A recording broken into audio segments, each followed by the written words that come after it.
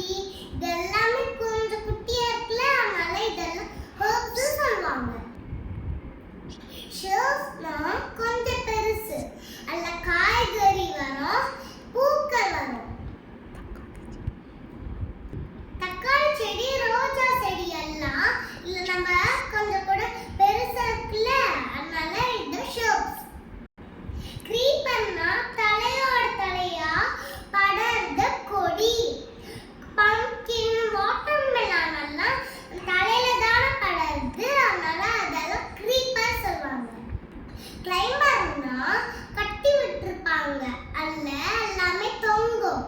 திராட்சை கொடி எல்லாம் கிளைம்பர், ஏன்னா அதெல்லாம் கட்டி விட்டு இருக்கோம்ல.